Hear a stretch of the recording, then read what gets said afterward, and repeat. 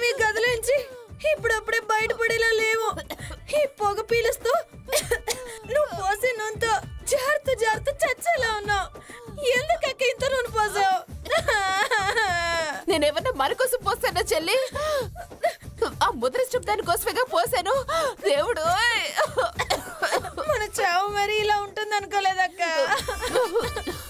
మంట పెట్టింది నువ్వే కాబట్టి నువ్వే కాపాడు. నీకు దండం పెడతానక్క, ప్లీజ్. నా వల్ల కావడం లేదు చెల్లి. కావడం లేదా?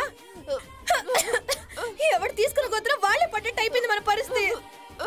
బతుకుండగానే ఇక్కడ సమాధి అయిపోయేటట్టున్నావు అక్క. చెల్లో, నాకు అర్థమైపోయింది. మన చావు ఇక్కడ రాసి పెట్టండి. అంతా నీ వల్లే. అసలు లోపల చూద్దాం తలుపు తీయ నువ్వు అనుకున్నా ఉండుంటే మళ్ళీ మనం లోపల నెట్టేదే కాదుగా.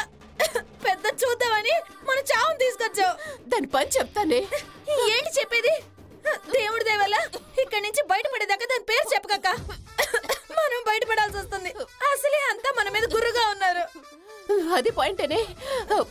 బాబోయ్, బతుకుండగానే నరకం చూపిస్తున్నావు కదయ్యా దేవుడా.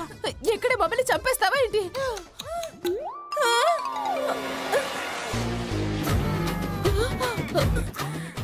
ఏమైంది అలా అరిచావు? నువ్వు చంపేస్తావా దేవుడా అని అడగగానే బల్లి అరిచింది. మనకిక చావు ఇక్కడే ఉన్నట్టుందక్క.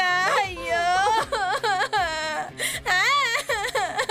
కర్మలను ఆచరించుటైంది నీకు అధికారము కలదు కాని వాని ఫలితము పైన లేదు. నీవు కర్మఫలమునకు కారణము కారాదు, అట్లని కర్మలను చేయుట మానరాదు. అక్క వినపడ్డాయా? ఆ సౌండ్లు మన కోసమే. కరెక్ట్ గా గుళ్ళో మైకులు పెట్టినట్టున్నారు. ఎప్పుడో అనుభవించడం కాదంట, ఇప్పుడే శిక్ష అంట. వసే మళ్ళీ ఎంత పని చేసావే నువ్వు?